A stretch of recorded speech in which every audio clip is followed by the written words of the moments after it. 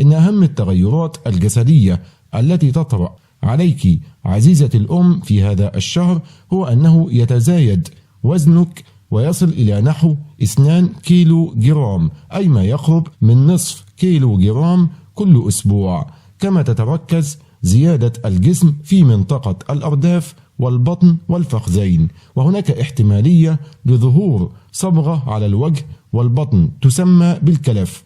كما يظهر اللبأ، وهو اللبن الذي يخرج من الثديين المتضخمين تلقائيا أو بالضغط عليهما. تزداد الإفرازات المهبلية وتلاحظين بعض الانتفاخات في الأوردة حتى تتكيف مع ارتفاع معدل جريان الدم، وتظهر على هيئة خطوط زرقاء أو حمراء تحت الجلد، وتتحسن حالة الشعر وتزداد كثافته وبريقه عن أي وقت مضى خلال الحمل. كما يكون هناك جفاف في بشرة البطن، والسبب تمدد الجلد مما يسبب الشعور بالحكة. من المهم ترطيب هذه المنطقة دائما.